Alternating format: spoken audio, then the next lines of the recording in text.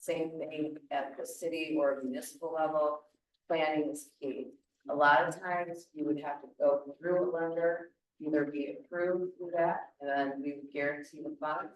And then for some of our programs, you have to prove that you were denied by a lender and you have no other financing options. So the best place to always start whenever you're trying to get a loan or a grant is start with your local bank, really, and then see where you can go from there. We also have what's called business and industry grant and loan programs. So those are for either entrepreneurs to start a new business or to expand the business. And then I'll touch briefly on it's called our REAP program. So it's renewable energy. That could be anything from solar panels or upgrading your HVAC system to be more energy efficient. But like I kind of talked earlier about planning is key. A lot of times we run into situations, for it one a couple weeks ago, where they already started the work. And once they already started the work, or if they've ordered that new piece car, we can't help them. So planning is key. I know FSA had kind of touched on it a minute ago. You know, reach out to them when you're ready to get something started. Reach out to us when you're ready to get something started. The key is before you start. With a lot of times, like I said, if you get started on these projects, we can't help them. So again, my name is Kate. I'm the area director for rural development. I supervise 12 counties. My territory is pretty much central East Arkansas, from Memphis to Little Rock, along I-40. I supervise pretty much all of those counties. Please reach out to our office or city or a lot of the business and the REAP program, renewable energy, go for our state office in Little Rock. But I would be leaving contact information. We have some pamphlets that I brought over there. There's one pamphlet over there that goes over all of our programs. I'm going to make sure you have a copy of it, Dr. King. But it goes over like who can apply, what's the max grant or loan amount. It kind of goes over like a brief overview of all 70 of our programs. So Dr. King was absolutely right. If farms serve, like if it has to do with your farm, you go to FSA. If it has to do with your city, your house, infrastructure, anything like that, you come to rural development. Any questions? Basically, and because we have the community center person here, now the dollar amount for your 504, the maximum dollar amount is what's 502. The maximum for the 504 is 40,000, and then if you're over the age of 62, it goes to a grant program. That grant max is 10,000. And the 502 max is how much? 368,600. How much? 368,600. 368,000. So if you're going in for the 502 to build a new house or to buy a house for the 502, it could be up to 368,000. Okay. The other question, and I'm going to two other questions. One is on the grant and the loan side, both for the 502 and the 504. And this is just a what if, okay? If a person applies for the 504, so they qualify for that. And that pretty much will put them in the category that they qualify also for 502. Not necessarily. Now that is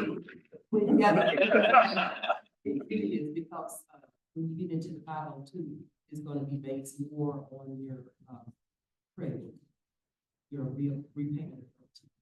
so it's the income to debt ratio that can throw you off. Okay, so you have a very low and low income, so you may qualify or you meet the income eligibility side of it. You may not qualify if you can't meet the income to debt ratio. Basic, okay, repayment ability. Okay, what if you do?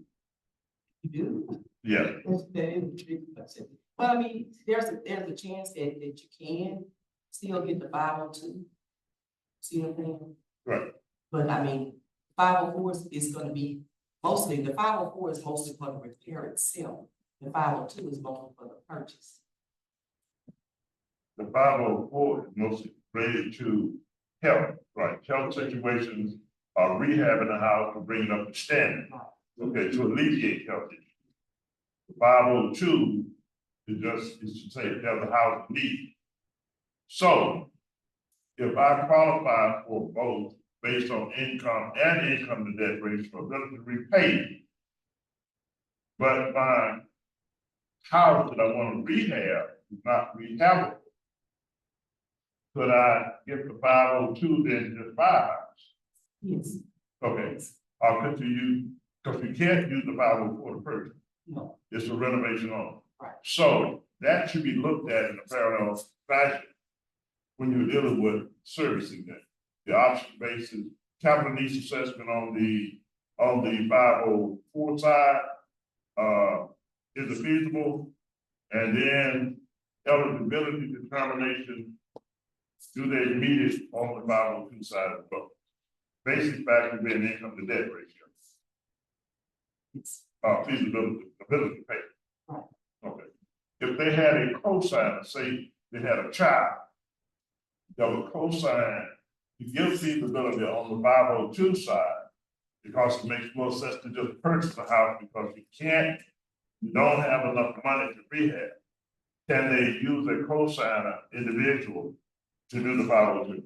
You can use a cosigner, but the cosigner would have to be screened just like applicants. They would have to check their income and credit score. So you could go outside the income guidelines if the cosigner makes more.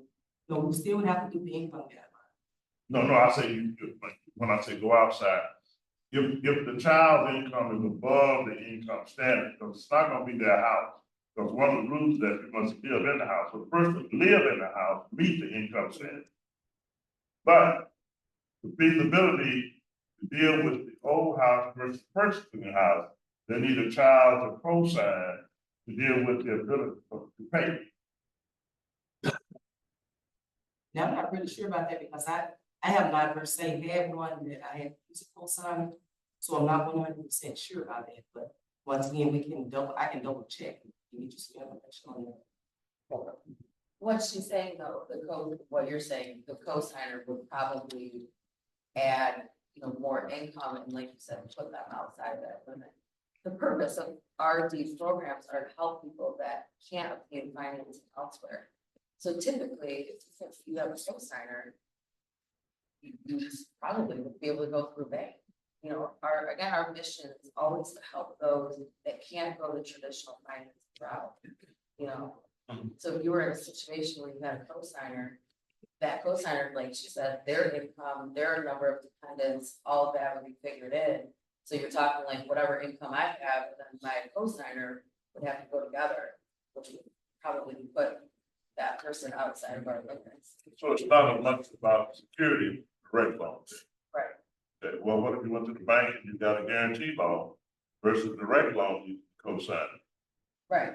Then that would, because the income is different, Right, but again, the bank probably like, we have a little bit more relaxed credit guidelines for the 502 program. Right. So like the DTI and all that, like yes, we look at it, but it's not a determining factor like on the conventional side.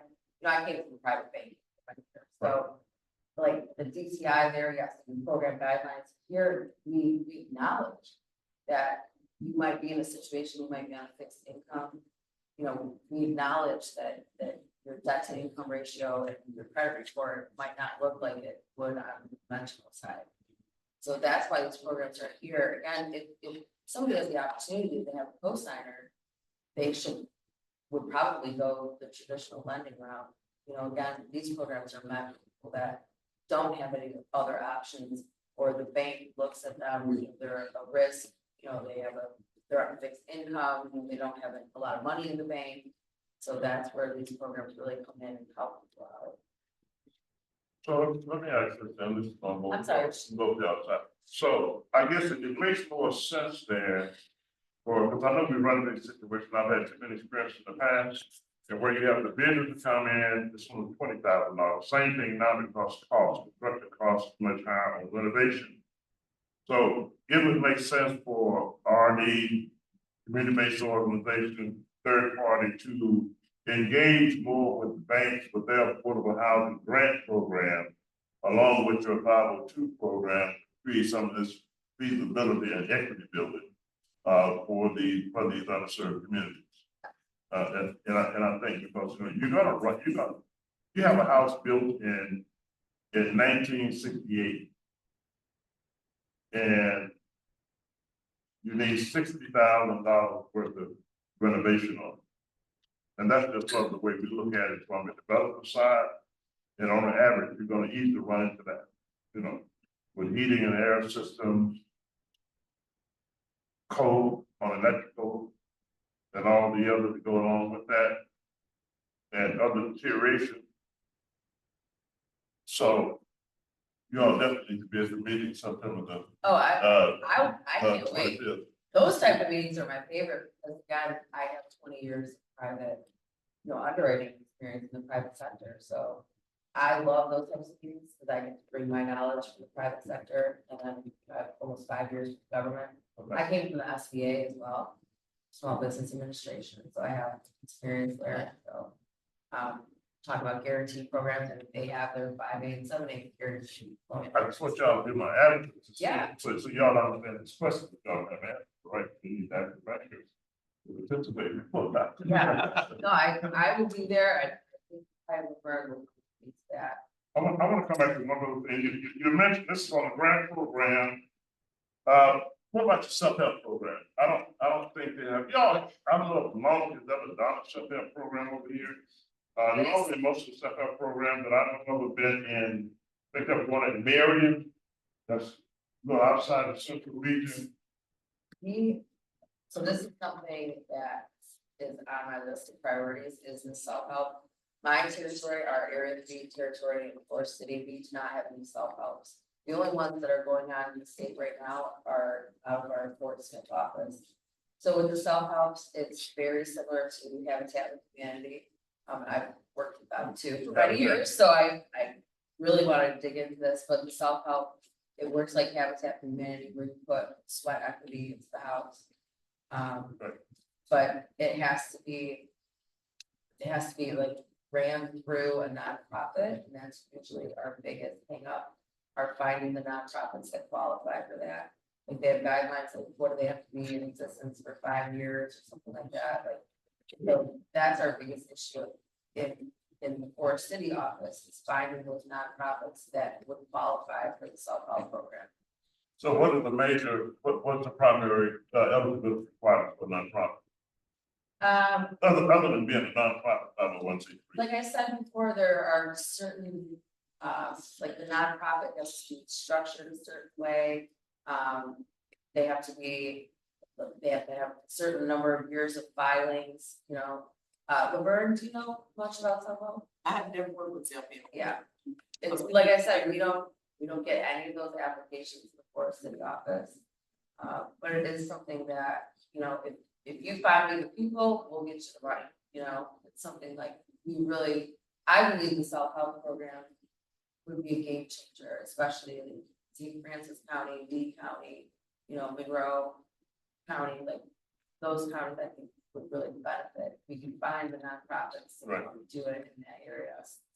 And I accept the cost of the Equity Commission report, and that being one of the goals, now both on RD side particularly, is to create more equity opportunities. That the home ownership, of course, one of the lines to deal with equity in individual families, and self-help is one of the equity programs that you have. One of the equity programs that you have from a housing perspective. What about the preservation grant program? Same thing, that's run on a yearly basis. That's the application submitted to me. I handle the housing preservation grants, but it's done through the national office. And it's a yearly competition. Kind of, there's very limited fund. I know we got one application out of Turl this year.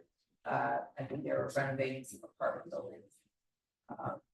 But the housing preservation grant, Same thing, like the nonprofit has to, oh, this is the biggest thing, is they have to publish in the newspaper 15 days before. So that's another thing that sometimes cities or nonprofits don't do in time, and that we have to deny your application. You may do the publication of your intent Yeah, to the apply. newspaper, Yeah, yeah. notification. And you have to send a letter to RD too on that, right? Notification of intent to apply, and then run the publication. I didn't get a notification, like I said, the annual competition ends every year in August, so I just submitted this housing preservation grant back in July. I didn't get a letter before it, but I know that that one will be denied because they didn't publish it in the newspaper. So then planning is key. When y'all want to do anything with any federal agency, I would call them first. You know, reach out to one of us first before you do anything. Because something as small as not publishing 15 days, you know, in the newspaper before, that automatically not, and there's no way around it. So, Now, the 515. Do you all do any work? Is all that from the national office now? 515 house. yeah, Which is the most important? that's all national office. It's all been centralized, as we call it. They actually all work from home, I think, for the most part, in multi-family housing. But same, I know, right? Same thing that's done through the national office. Those applications are submitted to the national office. We don't even see them anymore at the local level. And then it's done, you know, on a rolling annual basis. So the housing, not the multifamily housing is very competitive. Very. I mean, you've got to have your application, like all the T's got to be crossed and the I's dotted. And then you're competing against, you know, everybody from all over the nation. But I mean, one of the most important factors behind that is having a good architect and engineer Yeah, in developing the application. I mean, of course it is, but most of the factor is to dealing with what the actual capital investment versus the square footage and, right. you know, things that they from Right. housing center. But it does have to be, so do not hire an architect and engineer that don't know what they're doing. Get a good architect and engineer. And don't hire anybody until you talk to us. Yeah, and well, if you're gonna hire architect and engineer, would you recommend they do it on a contingency basis? I would not recommend anything because that would probably be something that I wouldn't be allowed to do. No, I'm saying, but if you do it on a contingency basis, if it gets funded, they get paid if they Yeah. manage the project. Yeah. If they don't get funded, then, so, you know, you Right, have no, and you that's have the no other debt. thing Right. too, is, you know, we don't want either individuals or companies, nonprofits, or Right. municipalities. I don't want you to pay to hire an engineer unless, you know, like you said, unless it's gonna pay off. So you're talking about a city of 500 people and they have to, you know, put down $1,000 retainer with an engineer or some other company, like that's a lot of money. And to not get it back if the project's not funded, I don't want to see people waste their money. So that's why, again, the number one thing I encourage all of these meetings is reach out to us first. Planning is key. Because as I said before, if you've already hired the engineer or you took one shovel and broke ground, you know, we can't do anything for it. I'm basically just saying, I'm thinking from a community perspective, and look where you know you need housing development done, affordable housing.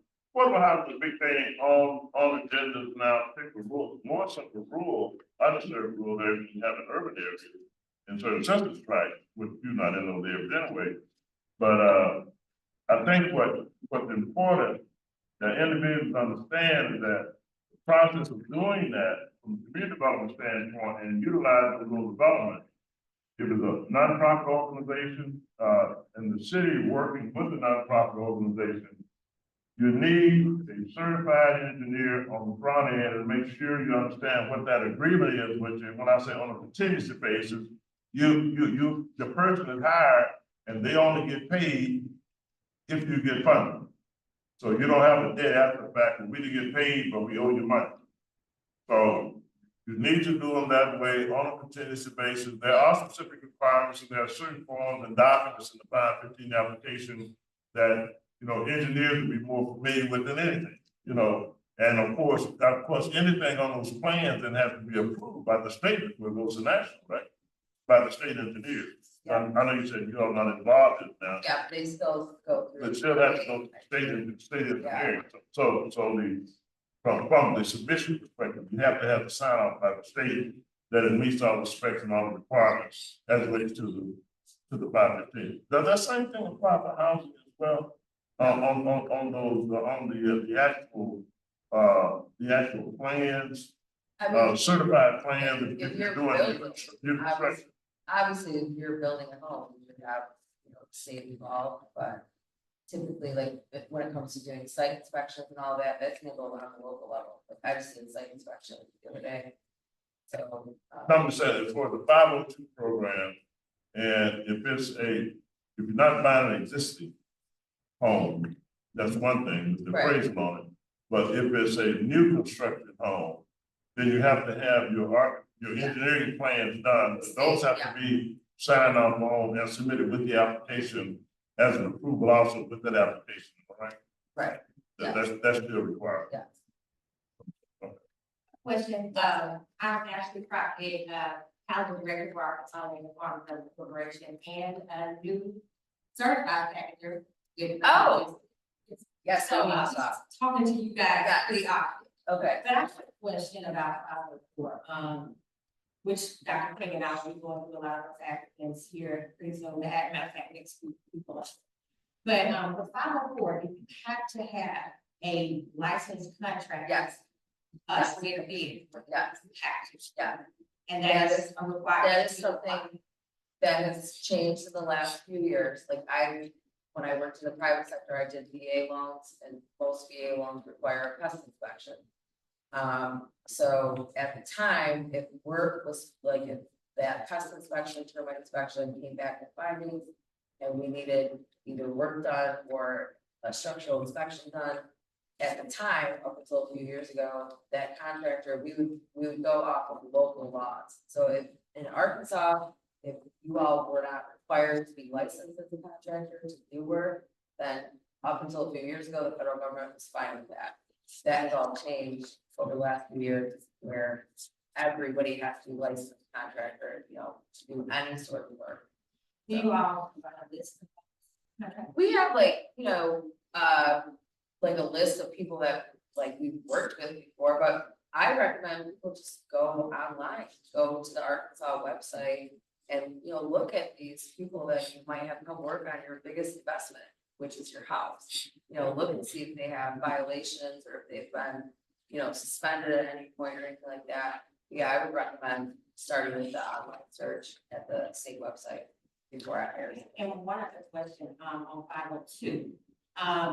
Well, one of my clients came in and just to give you a little perspective, we determined from a bid that his expenses were gonna be way too much. So, with that situation, you guys put that into that particular loan to actually demolish the home and connect it into 502 for the purpose of the home. So he has property. Okay, The property is in the city limits, but it's not very much property. If that makes sense. So he would have to have the structure torn down in order to build a home. Because he wants to build, he doesn't want to buy an existing home. So if he wanted to, since he owns that land, if he let put into that loan for the house. demolition, no. Okay. You gotta remember, the pure purpose of lending with collateral is that you want to lend on something that person doesn't make a payment, you're gonna get something back. So when you go in and talk about demolishing a home, you're actually, even though that home might be condemned, it might not be livable, that would take away the value of the property. So that would, I would struggle to find any lender for demolition. But they would say like, what are we lending on? You're gonna knock the property down, so. I'm not sure I understand. You're saying, you're asking about demolition costs, demolition costs. Now, all that should be negotiated with the contractor on the law, construction costs. Itself. Now, I know that normally there's a square footage, what the average. But what cost she's is. saying is they're gonna demolish a home and then build one. Right. We would not lend on demolishing that portion of it. No, I understand Yeah, that. Normally, the lending the lending is done on what is the pre-qualifying process, how much you qualify on the loan side. Right. One. So if I qualified for, say, $250,000, that's what I qualified for. Then anything and then your position that you're gonna have a lien or mortgage on that finished product, the actual house itself and land that is on. But the cost factor itself, overall, you're gonna get a new house, you're gonna have a lien on it. The contract, you'd have to negotiate with the contractor that here's what we'll pay, but you also have to tear the house down. We would not finance that. So when you say you get pre-qualified for 250 grand, when you have a construction loan, that's not like, we're just gonna hand you 250 grand and you can spend it how you want. No, I understand that, So- based on phase and inspection, Right. right? But like, what she's talking about are two separate processes. The demolition of the home would be one process. We would not, any money from that, even though the same contractor might demo and then build you a house, that the payments made to the contractor are based on the actual work done as it's done. So like, we wouldn't give them a check after you demo the house. No, Because we would say like, that's not. I understand Right. that. What I'm saying is that, and I have that situation, but it has to be understood with the contractor. You want them to build a house, Yeah, and they have the bid of what they will build a house. and I But think then, what you're talking about is but then something the that, contractor has to understand, he has to lose that house before he can build the house. I had one situation where, and this was on a 502, what ended up happening is that they actually sold the house, and the person came in and moved the house off the property. And of course, the contractor made all those arrangements for the particular individual that was the client of the contract. So that, you didn't pay for it, you didn't pay for it, that was an equity position, there. But that process, that's between the owner yeah, and the individual contractor, is all I'm saying. That's something that has to be a negotiated process, to be dealt with, understood between the contractor and the individual homeowner. Now, I understand you don't pay for demolition. right. Only with the state program do they have a demolition cost factor, and but they don't do that program anymore now. But I do want to ask this question regarding, because in that particular case, it was a 502(1), but it was a commitment on the part of the individual property owner. Conditional commitment. So on the conditional commitment, so they dealt with conditional commitment, and then the contract himself. Now, it was sort of like a process where the contractor bought the land, and he was gonna build the house. The conditional commitment itself was that property owner was going to buy that house once the construction was completed. So under conditional commitment, that conditional commitment was there.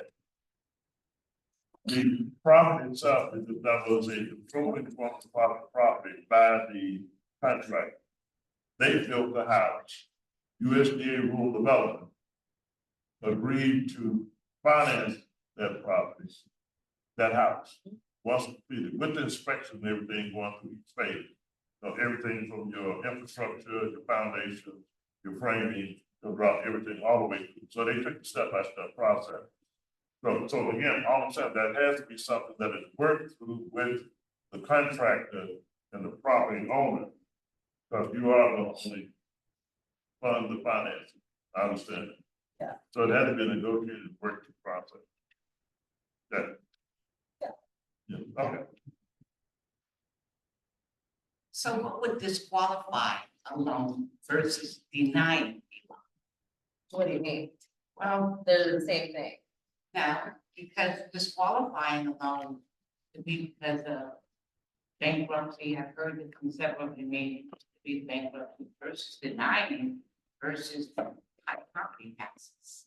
You go into a rural area that may have high property taxes. So what would deny a person applying, You take both of those into consideration, so they both the same. Well, so when you say disqualified, to me, from a lending perspective, that would mean that you took a look at our guidelines and you said, I've had a bankruptcy in the last, 5 years or whatever, that would disqualify you from applying for the loan. However, there's nothing in this world that would stop anybody from applying for that loan. The denial would come after you applied. We would come back and we'd say, this loan is being denied because of whatever reason. So they are the same thing because they result in the same decision. Disqualifying basically is you taking yourself out of the race. But if you went through with the application, we would then deny you. As far as what could happen, I mean, there's no way for me to just sit here and list off all the reasons that somebody could be denied, because with financing, there's always this idea of compensating factors. So even sometimes, like, if your appraisal doesn't come in at a certain level, we can take a look at other factors and, provide an exception for that. But again, that's not always able to be done. But as far as like denying somebody, I mean, we don't really, we wouldn't say to anybody that these are the exact reasons why you would be denied, because like I said, program guidelines could change. We could get an exception for some part of that. But typically, I mean, what we always look at are income, credit, collateral, meaning like how much the property is worth, meaning how much either the bank or the government can recoup if you foreclose on it. And then we would look at other factors like bankruptcy, but really those are the main pillars of a loan: credit, collateral, and income. Can you repay it? Do you have a history of repaying stuff? And is the property worth what we're going to lend on it? What is an at-risk loan?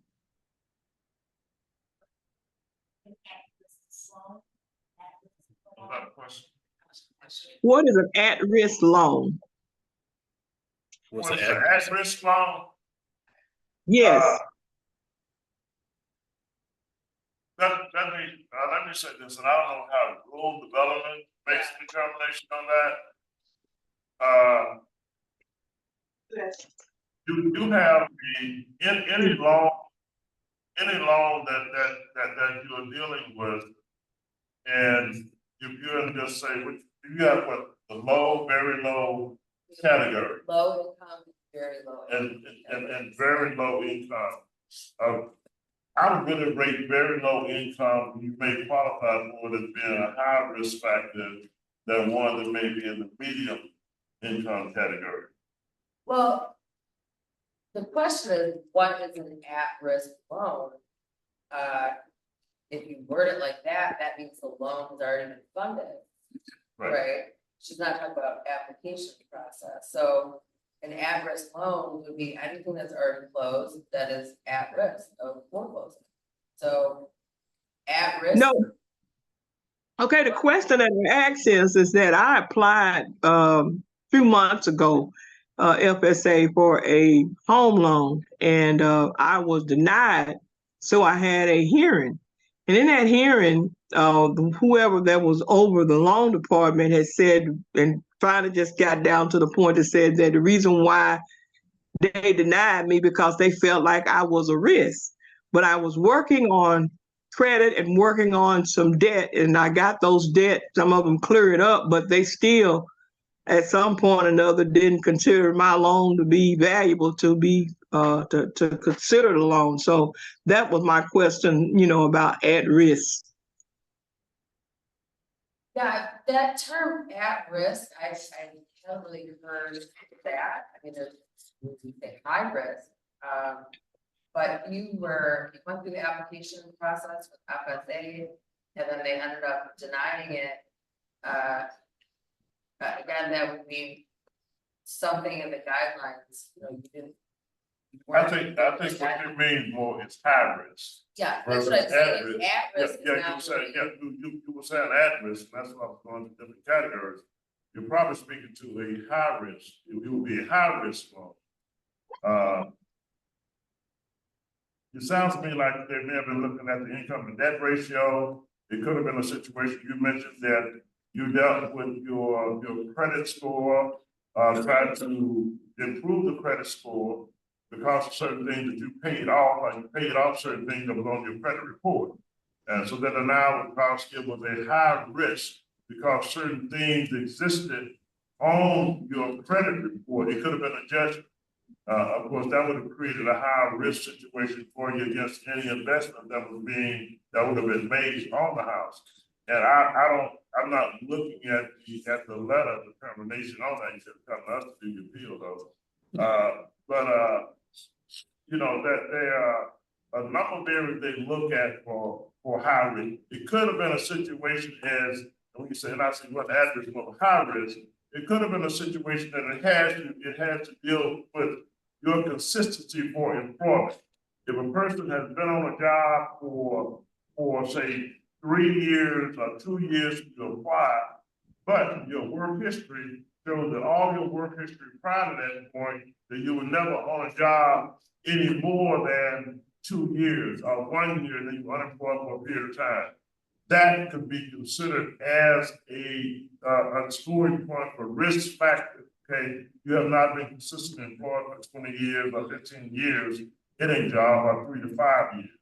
So high risk, and there are different checkpoints that you look at from a high risk perspective. Credit being one, income to debt ratio being two. Work history is another one that you can look at on the high risk side. But it's the high risk versus the at risk. At risk is after the loan is made. It is at risk because you've been delinquent on your payment too many times. It is at risk because you just haven't made no payment. You know, so they're going through an acceleration of at risk actions for a program. Okay, way I looked at it, and from gathering from the meeting that I had with the conference of going back over, the grievance to this, is that it looks like that where either you're going to be in a real low income or either you got to be in a high income to be able to apply for a USDA loan.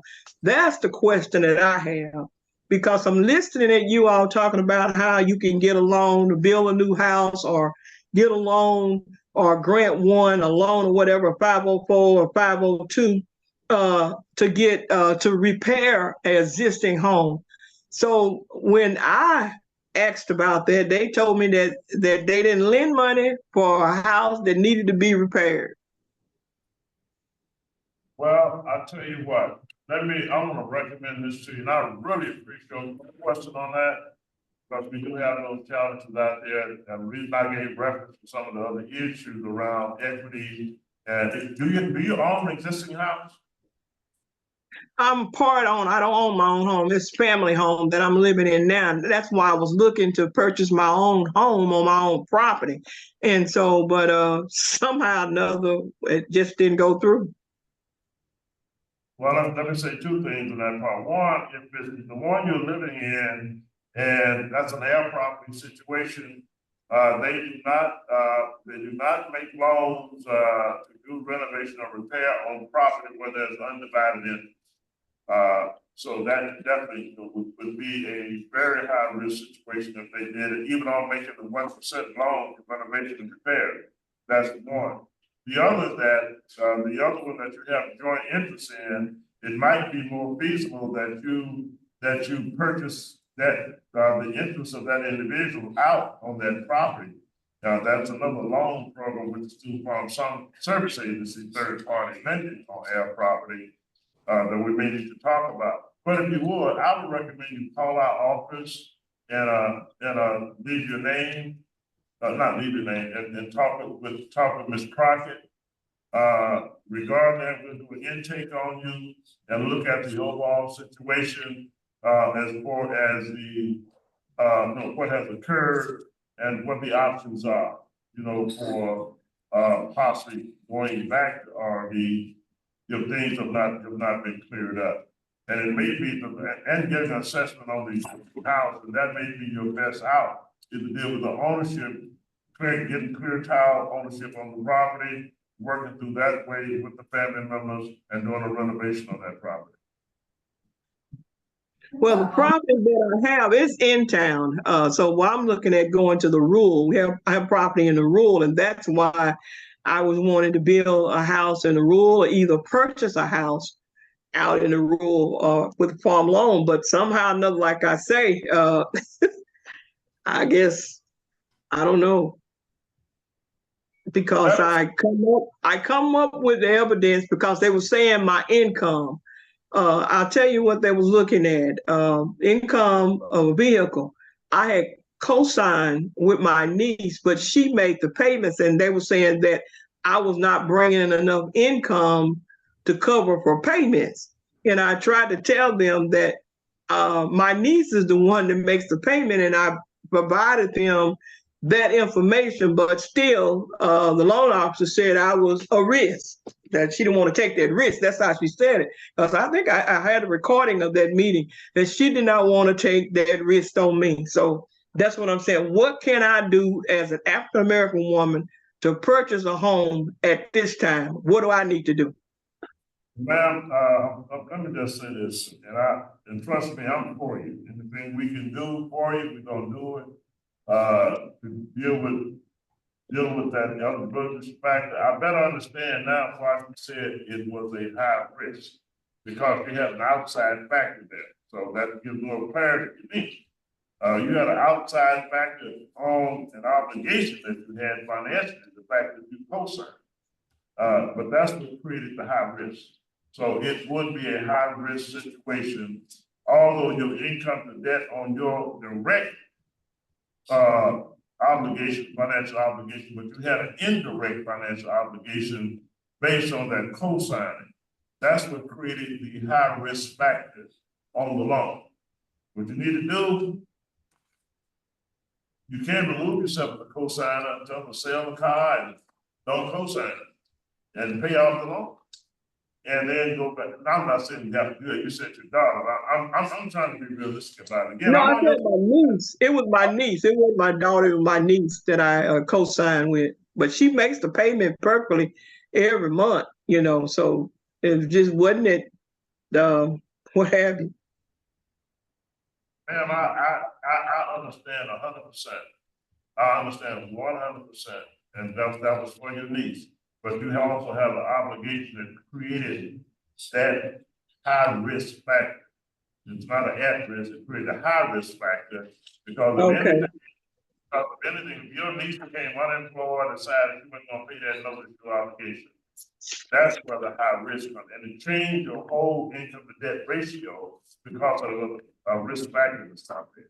I think I'm right on that. Yeah. Okay, so Yeah. that's sort of, Sometimes too, even if the niece is making the payments, sometimes they won't give the exception on that. If the niece did not sign in like a canceled check, proving that that money 100% came from her own funds. But as Dr. King said, when you co-sign for people, even if you're not making the payment, even if you don't drive that car, on paper, you're obligated, like you said, if something happens, your niece doesn't make one payment, you're on the hook for it. And so like Dr. King said, that $300-400 a month, whatever that car payment is, probably put you over a 50% debt to income ratio. Yeah, it does. But as Dr. King said, I would call, the organization and have them remind you that that's what they're here for. So yeah, I would reach out to Dr. King, see, where you can go from there. As he said, if the car was sold or the loan note was refinanced to take off, your name, that would probably be a game changer for you. Yeah, I would reach out to Dr. King. There's a person online, James Allen Jr., and I don't know what he's referring to or which side he's referring to, rather.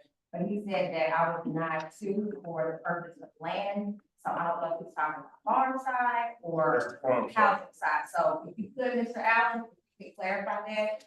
Can you, I'm sorry, I'm at a place where I can't turn my camera on. Is that okay?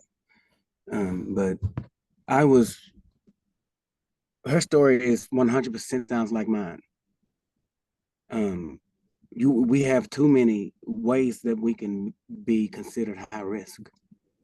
I met most of the requirements after we met, but then I was told, well, you're high risk because you haven't farmed long enough. But I'm down in the Allport, in the Lonoke area, Allport, Arkansas.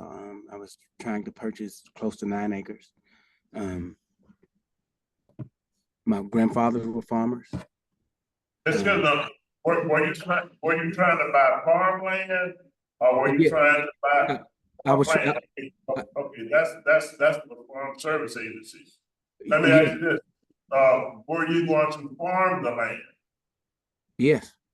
You gonna, The okay, land, the land had been a farm in my family for years. So I was told what disqualified me is that I hadn't farmed long enough, but I had been farming other places up here in Little Rock, and uh, there were just so many barriers that would disqualify me. But once I spoke to other people, and the way that that loan was set up, I met the qualifications because I had I had 3 grandfathers. All 3 they were farmers. I grew up farming on the land as a child, so I had that. I had everything that I needed, and when we met, well, I'm sorry, you have to come back. You haven't farmed long enough. But when I spoke to other people, they were told me, they said, no, you were supposed to have gotten that loan. So what I did is I just paid it out of pocket and purchased the land.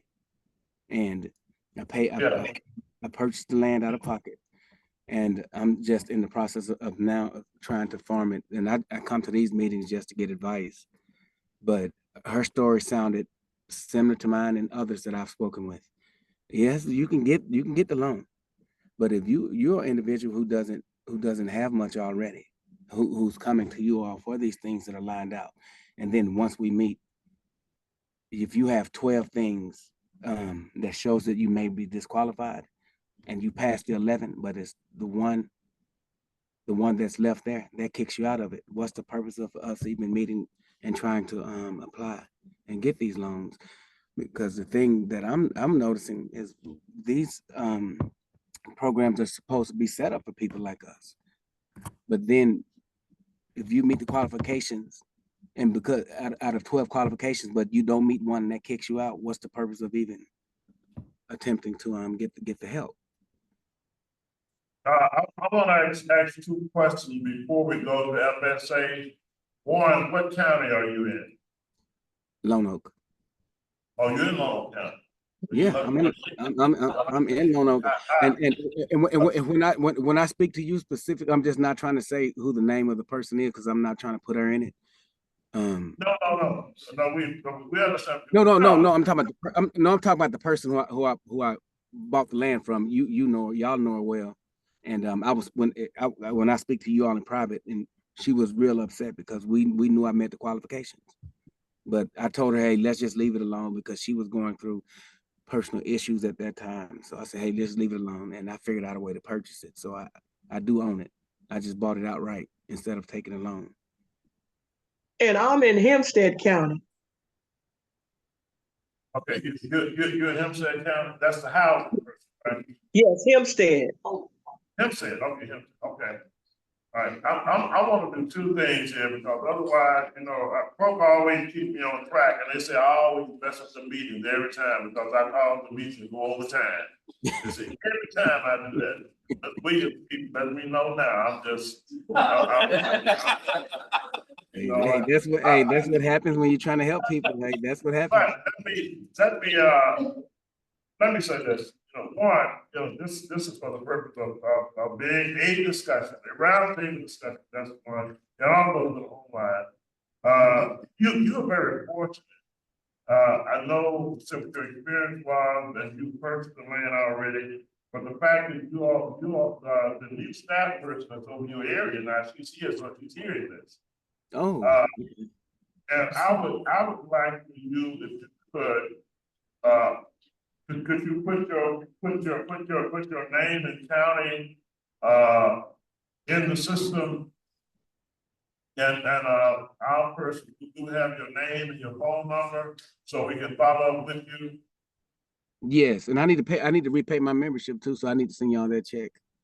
Oh, Oh, you yeah. never paid. No, I'm behind. I'm behind, so I need to say I need to send that check off before I start popping off. So,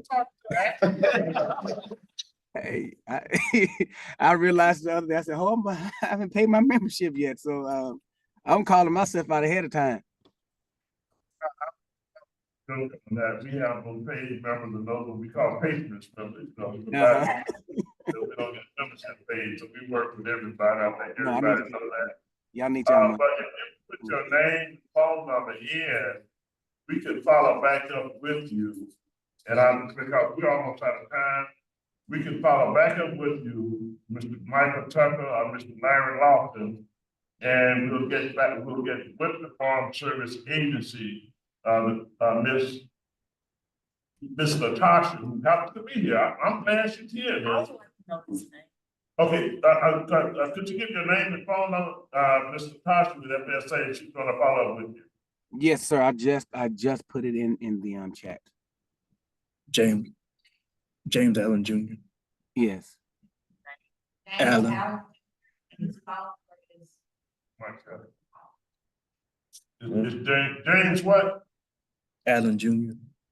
Okay. Yes, James Allen Jr. 501 343. 343 4626. That's it. Thank you. Okay, Mr. James, we'll be following back up with you. I know NRCS really hate this. They hate that RV took up all my time. I know I'm so disappointed, but that'll be other time. That would be other time. We spend most of our roundtable discussion dealing with RD and housing and some of the other questions, comments and discussions that I did not get to. But I want to thank everybody, for participating, particularly those online. The good thing about it, we end up having a number of people online. I got to tell you all that you are online and being recorded. Yes, I'll go record it. But that's all I have this week. And I just 1 minute over. That's all I have. Thank each and every one of you for coming, questions, and I hope you have gotten your answer that you were looking for.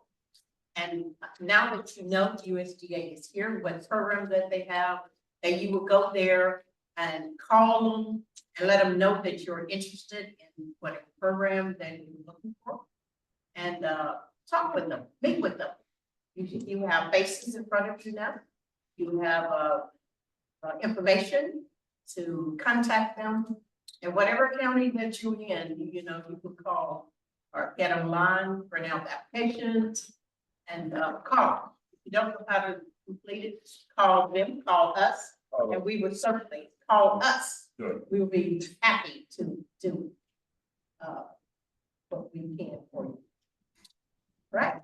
And I want to let you know that on behalf of Arkansas Land and Community Development Corporation, Dr. King, we have a freshman back here, and we want you to, you're welcome to get some, take it with you, eat it here or take it with you. Thank you. Thank you. Thank you so much.